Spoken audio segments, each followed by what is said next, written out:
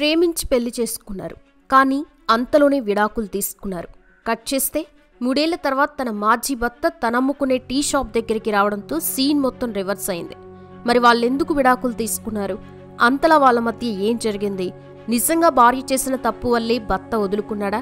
మరి ఆమె చేసిన ఆ తప్పేంటి అనేది ఈ వీడియోలో తెలుసుకుందాం. ఫ్రెండ్స్, పెళ్లి చేసుకున్న ప్రతి ఒక్కరూ ఈ వీడియోని స్కిప్ చేయకుండా చూసే ప్రయత్నం అయితే చేయండి. ఎందుకంటే మీ లైఫ్లో కూడా ఇలాంటివి రిపీట్ అవ్వకూడదు. మరి ఆలస్యం ఎందుకు, వెంటనే వీడియోలోకి వెళ్దాం. మనోజ్ అనే వ్యక్తిది చాలా ధనవంతుల కుటుంబం. అతను చూడటానికి చక్కగా ఉండడంతో పాటు చదువులో కూడా చాలా మంచి విద్యార్థి. అయితే అతను ఉండే పక్క గ్రామం నుండి ఒక అమ్మాయి కూడా అతని స్కూల్లోనే చదువుకుంటూ ఉండేది. ఆ అమ్మాయి పేరు ప్రియా. మనోజ్ మరియు ప్రియా చిన్నప్పటి నుండి ఒకే స్కూల్ మేట్స్ కావడంతో స్కూల్కి వెళ్లి బస్టాండ్ వరకు మనోజ్ మరియు ప్రియా కలిసి వస్తూ ఉండేవాళ్ళు. దీంతో ఒకరితో ఒకరికి పరిచయం కాస్త స్నేహంగా మారింది. అంతేకాకుండా చదువులో మనోజ్ బాగా చురుకైన విద్యార్థి కావడంతో ప్రియా అతనితో తన డౌట్స్ అన్ని క్లియర్ చేయించుకుంటూ ఉండేది. అలా ఇద్దరూ బాగా మాట్లాడుకుంటూ మంచి ఫ్రెండ్స్ అయ్యారు. ఇక వయసు పెరిగే కొద్దీ ఇద్దరూ ప్రేమలో కూడా పడ్డారు. అలా ఇంటర్ తర్వాత ఇద్దరూ కలిసి ఒకే కాలేజ్లో గ్రాడ్యుయేషన్ కూడా పూర్తి చేశారు. ఆ తర్వాత తమ ప్రేమను పెళ్లిగా మార్చుకోవాలని కూడా నిర్ణయించుకున్నారు. అయితే ముందుగానే చెప్పాను కదా, మనోజ్ కుటుంబం చాలా ధనిక కుటుంబం. వారి కుటుంబానికి కూడా ఎంతో గౌరవ మర్యాదలుండేవి. అయితే అతను ప్రేమించిన ప్రియా మాత్రం ఒక లోయర్ మిడిల్ క్లాస్ ఫ్యామిలీకి చెందిన అమ్మాయి. అంతేకాకుండా ప్రియకి తన తల్లి తప్ప మరెవరూ లేరు. ఆమె తండ్రి చిన్నప్పుడే చనిపోయాడు. ఇక ఆమెకి తోబుట్టువులు కూడా ఎవ్వరూ లేరు. కేవలం తన తల్లి మాత్రమే ఉంది. తన తల్లితోనే ఆమె కలిసి ఉండేది. క్రమక్రమంగా ప్రియా మరియు మనోజ్ పెళ్లి చేసుకోవాలని నిర్ణయించుకున్న తర్వాత వారి ఇంట్లో వారి ప్రేమ గురించి చెప్పాలి అనుకుంటారు. ముందుగా మనోజ్ తన ప్రేమ గురించి ఇంట్లో వాళ్ళకి చెబుతాడు. అయితే ఆమెది మధ్యతరగతి కుటుంబం. వారు కట్నాలంటూ ఏమీ ఇచ్చుకోలేరు. కానీ ఆమెంటే నాకు చాలా ఇష్టం. నేను ఆమెను పెళ్లి చేసుకోవాలనుకుంటున్నానని మనోజ్ తన తల్లిదండ్రులతో చెప్తాడు. దీంతో మనోజ్ తల్లిదండ్రులు కూడా సరే బాబు, నీ ఇష్టాన్ని మేమెందుకు కాదంటామని ఒకసారి అమ్మాయి కుటుంబ సభ్యులతో మాట్లాడొస్తామని అమ్మాయి ఇంటికెళ్తామని చెప్తారు. ఇక మరుసటి రోజే ప్రియా ఇంటికి మనోజ్ తల్లిదండ్రులు వెళ్తారు. ఇక అప్పటికే మనోజ్ మా అమ్మా నాన్నలు మీ ఇంటికి వస్తున్నారని ఆమెకి సమాచారాన్ని ఇస్తాడు. వారక్కడికి చేరుకున్నాక ప్రియా తల్లితో మనోజ్ తల్లిదండ్రులు వారి పెళ్లి గురించి మాట్లాడతారు. వెంటనే ప్రియా కూడా అందంగా ముస్తాబై వారి అత్తమామల ముందుకొస్తోంది. ఆమెను చూసిన వెంటనే చూడచక్కగా ఉందని మనోజ్ తల్లిదండ్రులకు కూడా ఆమె బాగా నచ్చుతోంది. పైగా చదువుకున్న అమ్మాయి కాబట్టి డబ్బు లేకపోయినా మంచి అమ్మాయి అయితే చాలు అని అనుకుంటారు. అందుకే మాకు కట్నం అంటూ ఏం అవసరం లేదు. మంచి గుణవంతురాలు, మా అబ్బాయి ఇష్టపడిన అమ్మాయి అయితే చాలు. కాకపోతే మా ఇంట్లో తనే పెద్ద కోడలు కాబట్టి ఇంటి బాధ్యతలన్నీ తను చాలా చక్కగా నిర్వహిస్తూ ఉండాలి. ఇంట్లో అన్ని పనులు చేస్తూ అందరినీ కనిపెట్టుకుంటూ బాధ్యతగా ఉంటే చాలు అని ప్రియా తల్లితో మనోజ్ తల్లిదండ్రులు చెప్తారు. వారి మాటలు విని ప్రియా తల్లి కూడా ఎంతో సంతోషిస్తుంది. ఎందుకంటే ఆమె ఒంటరి మహిళ కావడంతో, పైగా వారి దగ్గర ఎక్కువ డబ్బులు కూడా లేకపోవడంతో తన కూతురు ప్రేమించిన అమ్మాయి, పైగా ధనవంతుల కుటుంబం, ఇక కట్నం కూడా అవసరం లేదని చెప్తే ఆమె మాత్రం పెళ్లికి ఎందుకు ఒప్పుకోవచ్చు చెప్పండి? అందుకే ఆమె కూడా సంతోషంగా ఈ పెళ్లికి ఒప్పుకుంది. ఇక ఆ తర్వాత వారు పెళ్లి డేట్ను కూడా నిశ్చయించుకొని ఒక శుభ ముహూర్తాన ఇద్దరికీ కూడా పెళ్లి చేశారు. ఇక పెళ్లి జరిగిన తర్వాత మనోజ్ ప్రియను తీసుకుని వరంగల్లో ఉన్న తన ఇంటికి తీసుకెళ్తాడు. ఇక ఎప్పుడైతే ప్రియా మొట్టమొదటిసారిగా తన భర్త ఇంట్లోకి ప్రవేశిస్తుందో, అతని ఇల్లు, ఇంట్లోని పరిసరాలన్నింటినీ గమనిస్తుందో ఆమెకి ఆ ఇల్లు అనేది ఎంతగానో నచ్చుతోంది. పైగా ఆమె ఎంతగానో ప్రేమించిన తన భర్త, అంటే చిన్నప్పటి నుండి ప్రేమించిన అతనితో పెళ్లి జరిగితే ఆ ప్రేమికులు ఎంత సంతోషంగా ఉంటారు. పైగా తన భర్త కుటుంబం ధనవంతుల కుటుంబం. ఇక ఆమె ఎంతో ఆనందించింది. ఇటువంటి ఇంట్లోకి కదా రావాలని ప్రతి అమ్మాయి కలలు కూడా కంటుంది. కానీ ఫ్రెండ్స్, పెద్దవాళ్ళు చెప్తూ ఉంటారు కదా, అన్నీ ఉన్న ఆకు అణిగిమణిగి ఉంటే ఏమీ లేని ఆకు ఎగిరెగిరి పడుతుంది అన్నట్టుగా ప్రియా విషయంలో కూడా అదే నిజమైంది. ఎందుకంటే ఆమెకి ఏమీ లేకపోయినా మంచి గుణగుణాలు, కుటుంబాన్ని చూసుకోగలిగే బాధ్యత ఉంటుందని అనుకున్నాం. మనోజ్ తల్లిదండ్రులు ఆశల మీద నీళ్లు చల్లినట్టుగా ఆమె ప్రవర్తించడం మొదలుపెట్టింది. ఎందుకంటే ప్రియా తన తల్లితో ఒంటరిగా జీవించడంతో ఆమె మీద తన తల్లి పెళ్లికి ముందు ఎటువంటి ఆక్షేపణలు పెట్టేది కాదు. అంటే ప్రియా ఇంట్లో నుంచి బయటకెళ్తున్నా, ఇంటికి ఎన్నింటికి వస్తున్నా, ఇంట్లో ఏ పని చేయకపోయినా ఆమె తల్లి ఆమెను ఎప్పుడు ఒక్క మాట కూడా అనేది కాదు. ఇక ఆమె చేసిన గారాబం కారణంగా ప్రియా చాలా మొండిగా ఉండేది. అంతేకాకుండా తాను బయటికెళ్లేటప్పుడు వచ్చేటప్పుడు ఎవ్వరికీ చెప్పాల్సిన అవసరం లేదు అన్నట్లుగా ప్రవర్తిస్తూ ఉండేది. పుట్టింట్లో ప్రవర్తించినట్టుగానే ప్రియా పెళ్లైన తర్వాత తన అత్తగారింట్లో కూడా ప్రవర్తించడం మొదలుపెట్టింది. ఆ విధంగా కాలం నెమ్మదిగా గడిచిపోతుంది. అంటే వారి పెళ్లయి 6 నెలలు గడిచిపోతాయి. కానీ ప్రియా ప్రవర్తనలో మాత్రం ఎటువంటి మార్పు లేదు. ఆమె ఉదయాన్ని చాలా లేటుగా నిద్రలేచేది. ఇంట్లో ఏ పని చేసేది కాదు. తనకి నచ్చినప్పుడు బయటికెళ్లడం, అర్ధరాత్రి అయ్యే వరకు బయట తిరిగేసి రావడం వంటివి చేస్తూ ఉండేది. ఇక ప్రియా ప్రవర్తనకి మనోజ్ తల్లిదండ్రులకు కూడా కోపం వస్తుంది. ఎందుకంటే ఆమె ఇంట్లో పనులు చేయకపోయినా కనీసం బయటికి వెళ్లేటప్పుడు ఎక్కడికి వెళ్తుందో చెప్పి వెళ్ళాలి కదా అని వారు ఆమెను అడగడం మొదలుపెట్టారు. వెంటనే ప్రియా వారి మీద నేను పెళ్లి కాకముందు ఎలా ఉండేదాన్నో ఇక్కడ కూడా అలానే ఉంటానని వారికి ఎదురు తిరిగి సమాధానం చెప్పేది. అంతేకాకుండా వారు ప్రతిసారి ఎక్కడికి వెళ్తున్నావమ్మా అని అడిగినప్పుడల్లా మా అమ్మ అయితే నన్ను ఈ విధంగా ఎప్పుడూ అడిగేది కాదు అంటూ ఆమె తన అత్తమామల గురించి చాలా తప్పుగా ఆలోచిస్తూ ఉండేది. అంతేకాకుండా ఆమెను ఈ విధంగా ప్రశ్నలు అడిగినప్పుడు కూడా ఆమె అత్తమామలు, మనోజ్ కుటుంబం మొత్తం కూడా ఆమెను వేధిస్తున్నట్లుగా భావించి వారిని మరింతగా అగౌరవపరుస్తూ ఉండేది. ఎందుకంటే చిన్నప్పటి నుండి తన తల్లి దగ్గర ఉన్నట్టుగానే ఎవ్వరికి ఏం చెప్పకుండా ఏ పనులు చేయకుండా జీవించడం ఒక అలవాటుగా మారిపోయింది. అలా చెప్పి వెళ్లడం కూడా ఆమెకి అస్సలు ఇష్టం ఉండేది కాదు. ఆమె భార్యగా తన అత్తగారింటికి వచ్చిన తర్వాత కూడా తన అత్తమామల దగ్గర కూడా ఈ విధంగానే నడుచుకుంటుంది. ఇక దీంతో కొన్ని రోజులకి వారి సహనం కూడా నశించిపోయింది. ఇక మనోజ్ తల్లిదండ్రులతో పాటు కొన్ని రోజులకి మనోజ్ కూడా ప్రియా ప్రవర్తన చూసి బాగా బాధపడేవాడు. తను చిన్నప్పటి నుండి ప్రేమించిన తన భార్య ఈ విధంగా తన కుటుంబాన్ని పట్టించుకోకుండా నిర్లక్ష్యంగా బాధ్యత లేకుండా ప్రవర్తించడం చూసి సహించలేక ప్రియతో పెద్ద గొడవ పెట్టుకుంటాడు. ప్రియా, నువ్వు ఇంట్లో అసలే పని చేయవు, కనీసం బయటికెళ్తున్నా ఎప్పుడొస్తున్నావు అని ఇన్ఫర్మేషన్ కూడా ఎవ్వరికీ చెప్పవు. మా అమ్మ నాన్నల మాటలు అస్సలు వినను అంటే వినడం లేదు. నువ్వు మా ఇంటి కోడలు అయిన తర్వాత కనీసం నీ ప్రవర్తన, నీ పద్ధతులు మార్చుకోవాలి కదా. అడుగుపెట్టిన తర్వాత కొన్ని కట్టుబాట్లను నీకంటూ నువ్వు పెట్టుకోవాలి కదా. ఎందుకంటే మనమిక మీదట మా అమ్మా నాన్నల దగ్గరే బతకాల్సి ఉంటుంది. కాబట్టి నువ్వు కనీస గౌరవ మర్యాదలు వారికి ఇవ్వకుండా ఈ విధంగా ఎలా ప్రవర్తిస్తావని అడుగుతాడు. ఇక అతని మాటలు విన్న ప్రియకి మరింత కోపం వస్తుంది. వెంటనే మనోజ్తో గొడవ పెట్టుకుని తన పుట్టింటికి వెళ్ళిపోయి తన అత్తమామలు మరియు తన భర్త ఆమెను ఎంతగానో వేధిస్తున్నారని తన తల్లికి చెబుతుంది. అయితే తన తల్లి కూడా ప్రియాకే సపోర్ట్ చేస్తుంది. ఆ విధంగా 2 నుండి 3 నెలల పాటు ప్రియా తన పుట్టింట్లోనే ఉంటుంది.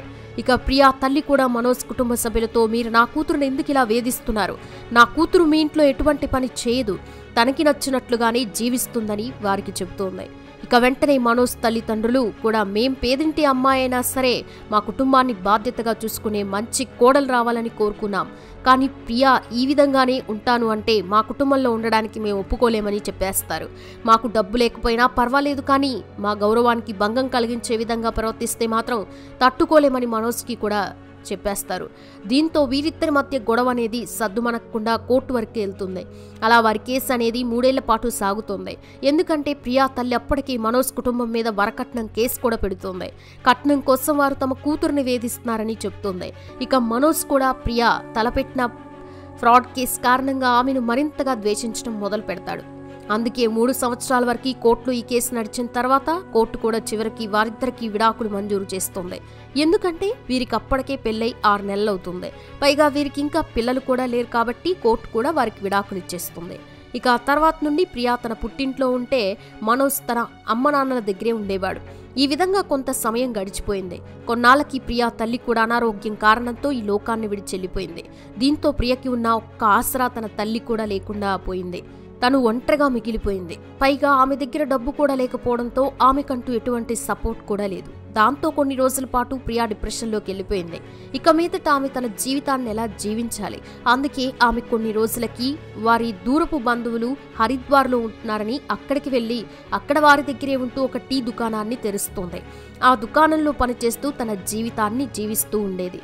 ఆ దుకాణం కూడా బాగానే సాగుతూ ఉండడంతో టీ కోసం ప్రతిరోజు ఆమె దగ్గరికి చాలా మంది కస్టమర్లు వస్తూ ఉండేవారు. అయితే ఒకరోజు మనోజ్ తన స్నేహితులతో కలిసి హరిద్వార్కి వెళ్తాడు. అక్కడికి వెళ్ళినప్పుడు టీ తాగేందుకు ప్రియా దుకాణానికి వెళ్తాడు. అయితే ఆ సమయంలో ఆ టీ షాప్ ప్రియాదేనని మనోజ్కి ఏమాత్రం తెలియదు. అందుకే అతను ఆ హోటల్కి వెళ్ళిన వెంటనే 3 కప్పుల టీ తయారు చేసి ఇవ్వమని ఫోన్లో మాట్లాడుతూ చెప్తాడు. ఎప్పుడైతే మనోజ్ ఆమెకి టీ ఆర్డర్ ఇస్తాడో అతని గొంతు విన్న ప్రియా వెంటనే అతని గొంతును గుర్తుపట్టి అతని వైపు చూస్తోంది. కానీ ఆమెకి అతనితో మాట్లాడే ధైర్యం ఏమాత్రం లేదు. అందుకే వెంటనే మనోజ్ కాళ్ళ మీద పడిపోతోంది. అతన్ని చూడకుండానే వెక్కి వెక్కి ఏడవడం మొదలు పెడుతోంది. ఇక ఆమె ఆ విధంగా మనోజ్ కాళ్ళ మీద పడిపోయి ఏడవడం చూసిన అతని స్నేహితులు కూడా ఆశ్చర్యపోతారు. ఆ విధంగా అక్కడ ఎంతో మంది జనం వారి చుట్టూ గుమికూడి అసలేం జరుగుతుందో చూస్తూనే ఉంటారు. అప్పుడే వారందరూ కూడా మనోజ్ని అసలేం జరిగిందని ప్రశ్నిస్తారు. ఇక అప్పుడు వారందరికి కూడా మనోజ్ ప్రియా తన మాజీ భార్య అని 3 ఏళ్ల క్రితం మేమిద్దరం విడాకులు తీసుకున్నట్లుగా చెప్తాడు. అయితే అప్పటికీ కూడా ప్రియా నోరు తెరిచి మనోజ్తో ఏం మాట్లాడదు. కేవలం అతని పాదాల మీద పడి ఏడుస్తూ ఉంటుంది. అయితే మనోజ్ ప్రియని తన కాళ్ళ మీద నుండి లేపటానికి ఎంతగానో ప్రయత్నిస్తాడు. కానీ ఆమె మాత్రం అతని కాళ్ళని అస్సలు వదిలిపెట్టదు. ఆమె చేతులతో బలంగా అతని కాళ్ళను పట్టుకునే ఉంటుంది.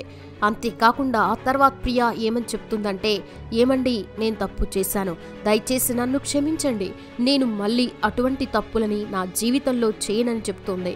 పెళ్ళైన తర్వాత అత్తగారింట్లో ఎలా జీవించాలో నేను పూర్తిగా అర్థం చేసుకోలేకపోయాను. అంత మంచి కుటుంబంలో ఉన్నా కూడా బంధుత్వాల విలువ తెలుసుకోకుండా ప్రవర్తించాను. బంధాలని భారంగా భావించి ఎంతగానో అగౌరవపరిచాను. చేతులు కాలాక ఆకులు పట్టుకున్నట్లుగా చాలా ఆలస్యంగా ఈ విషయం గురించి నాకు అర్థమైందండి. కాబట్టి నేను చేసిన ప్రతి తప్పుకి కూడా మీకు మనస్ఫూర్తిగా క్షమాపణ చెప్తున్నాను. ఎందుకంటే నేను మీ కుటుంబంతో మరియు మీతో ప్రవర్తించిన ప్రతి తప్పుకి కూడా ప్రతి దాన్ని కూడా తప్పు చేసినట్లుగా అంగీకరిస్తున్నాను.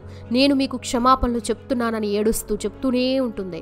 కాబట్టి దయచేసి నన్ను మళ్ళీ స్వీకరించండి, మీ భార్యగా అంగీకరించండి అని వేడుకుంటుంది. ఇక వెంటనే ఎక్కడున్న వారు కూడా ప్రియా ఆ విధంగా మాట్లాడడం చూసి వారి కళ్ళల్లో కూడా కన్నీళ్లాగవు.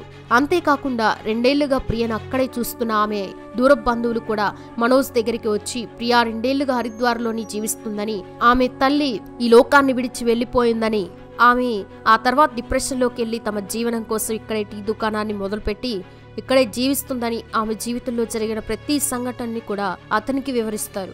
ఇక ప్రియా పరిస్థితి చూసిన మనోజ్కి కూడా అతని గుండెకి తరుక్కుపోతోంది. ఒకప్పుడు తాను ఎంతగానో ప్రేమించిన తన ప్రేయసి, ఆ తర్వాత పెళ్లి చేసుకున్న తన భార్య ఇప్పుడు చూడటానికి చాలా బలహీనంగా, ఒంట్లో శక్తి లేనట్లుగా ఎంతగానో సన్నబడిపోయింది. ఎందుకంటే వారు విడిపోయి 3 సంవత్సరాలు అవుతోంది. 3 సంవత్సరాలంటే చాలా చిన్న గ్యాప్ ఏం కాదు కదా. ఈ 3 ఏళ్లలో ప్రియా ఎన్ని కష్టాలు పడిందో అని అతనికి పూర్తిగా అర్థమవుతుంది. అందుకే అతను కూడా కొంతసేపు ఆలోచించి వెంటనే ప్రియని తన కాళ్ళ మీద నుండి పైకి లేపుతాడు. ఆ తర్వాత ఆమె కన్నీళ్లను తుడుస్తూ నేను మళ్ళీ నిన్ను స్వీకరిస్తున్నానని చెప్తాడు. ఎందుకంటే మనోజ్ కూడా ప్రియని ఇంకా ప్రేమిస్తూనే ఉన్నాడు. కేవలం ఆమె ప్రవర్తన నచ్చకపోవడం కారణంగానే ఆమెకి దూరంగా ఉన్నాడు. కానీ మరొకరిని పెళ్లి చేసుకోవడం కూడా ఇష్టం లేక అతను మళ్ళీ పెళ్లి చేసుకోలేదు. అందుకే ఈరోజు ప్రియా నిజంగా మారింది కాబట్టి మళ్ళీ ఆమెను అంగీకరించాలి అని అనుకున్నాడు. కానీ మనోజ్ ఒక షరత్ మీద ప్రియాను స్వీకరిస్తానని చెప్తాడు. ఇక అతని మాటలు విన్న ప్రియా మీరు ఎటువంటి షరతులు పెట్టినా కూడా అన్నీ నాకు సమ్మతమే అని చెప్తోంది. ఇక వెంటనే మనోజ్ నువ్వు మళ్ళీ నా భార్యగా నా కుటుంబంలోకి రావాలంటే నువ్వు పూర్తిగా గతంలో ఎలా ఉన్నావు అలా నా కుటుంబంలో ఉంటానంటే నేను ఒప్పుకోలేను. నువ్వు ఒక బాధ్యత కలిగిన కోడలిగా, ఒక ప్రేమించే భార్యగా నాతో ఉండాలి. నువ్వు ఒక ఆడదానివైనంత మాత్రాన అణిగిమణిగి నీ అత్తమామల ఇంట్లో ఉండాలని నేనెప్పుడు నీకు చెప్పను. కానీ బంధాలకి, బంధుత్వాలకి కనీస విలువలు, మర్యాదలు ఇవ్వాలని నేను కోరుకుంటున్నాను. ఒక బాధ్యత కలిగిన ఇల్లాలుగా నువ్వు ఉంటే నేను నిన్ను ఈ క్షణం నుండే మళ్ళీ నా భార్యగా స్వీకరిస్తానని చెప్తాడు. ఇక వెంటనే ప్రియా కూడా తప్పకుండా అండి, నేను మీకు మంచి భార్యగా, అత్తమామల్ని చూసుకునే మంచి కోడలిగా ఉంటానని చెప్తోంది.